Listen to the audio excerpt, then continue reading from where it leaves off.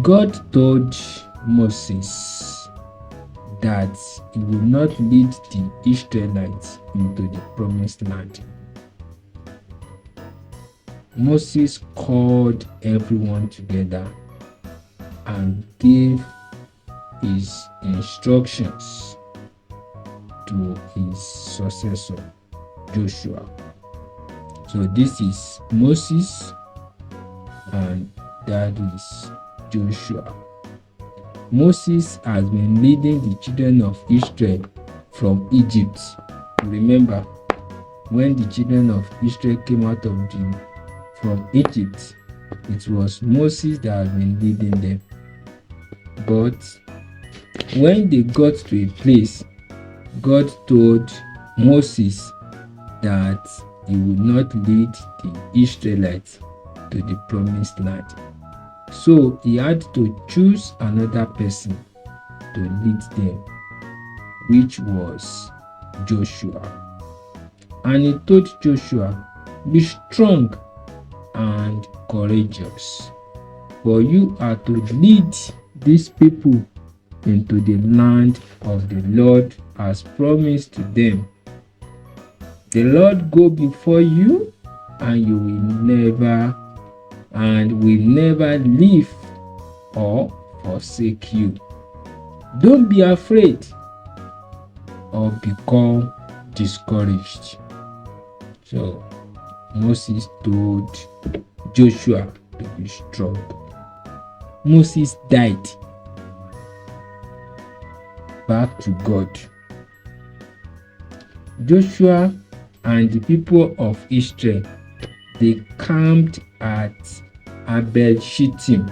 This place, they stood here on the east bank of River Jordan. This is River Jordan, and they were here. This is River Jordan. This is the Dead Sea. This is another sea, and this is where they were going. But they want to cross this place before they got here. The children of Israel stayed here, and they want to pass through this place so that they can go to Canaan. So God now told Joshua, "Get ready to cross the River Jordan. Every place you set foot on, I will give you, and nobody will be able to stand on your way. I will never leave you or let you down." That was God telling Joshua, "Be strong and show courage. Obey God's law and think deeply about it. Then you will be successful."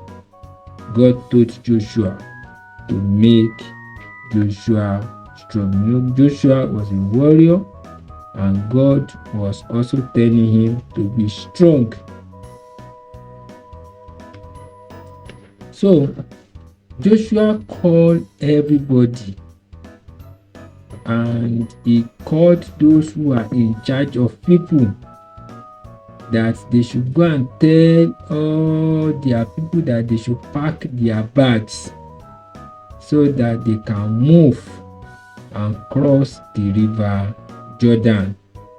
That in 3 days, everybody, they will cross the River Jordan. They've stayed at the other side of the river for a long time. So Joshua now told his people that they will be going over the River Jordan in 3 days. So that these people are far. Yes, they are very plenty. They were standing here.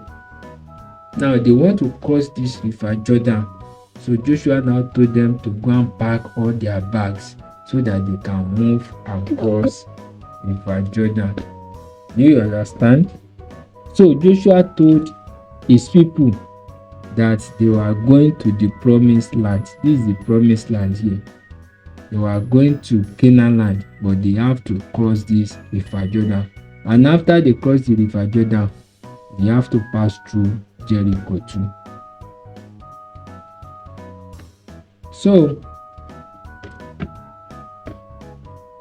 after he told the people what they do, the people answered him, "What you have commanded we will do. Just as we obeyed Moses, we will obey you too. May God be with you as he was with Moses." So they all bowed down before Joshua to tell him that they have agreed with what he said. So that's why he was happy, because the people obeyed and ready to follow him. So, but when they were planning to cross the river Jordan, there is another town before them that they have to pass through. What is the name of the town? Jericho. This is river Jordan, and this is Jericho. That land was like 12 miles away. That's 20 kilometers. So it means that after they cross the river Jordan, they have to pass through this land of Jericho too before they now go to their Canaan land that is ahead over there. This Jericho was a city that has wall around it like fence, but very strong wall was used to surround the city, very strong, but those people might not allow the children of Israel to pass. So Joshua now sent some people.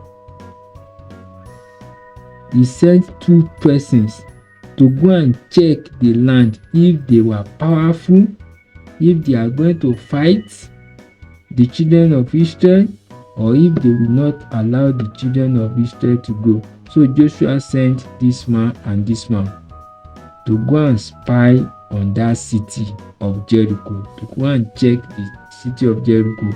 They will stylishly enter that city. They will not let anybody know that they have come. So Joshua now sent them. So when the 2 people entered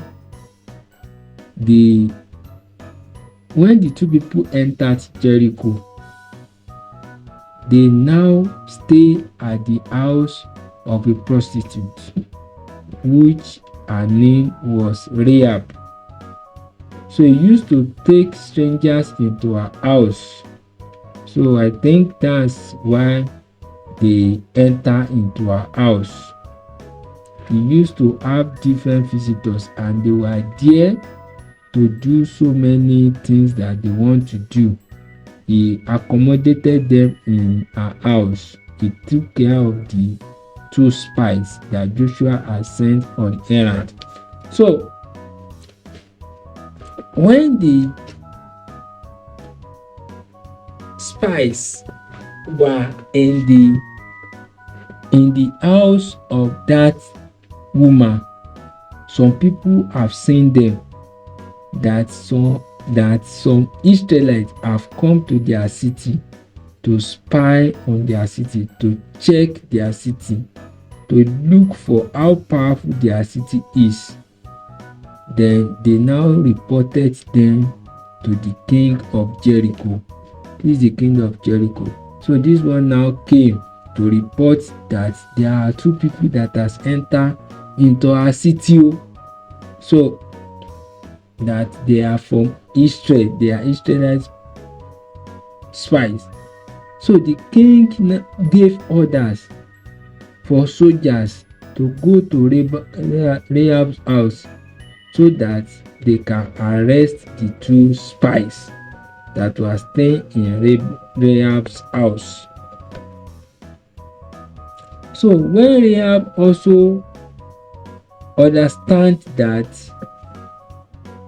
the soldiers are coming to arrest the 2 spies, so Rahab now took them to the top of the roof and hide them there. He now covered them with this thing so that people that are looking for them will not see them, because if they see these 2 people, they will kill them.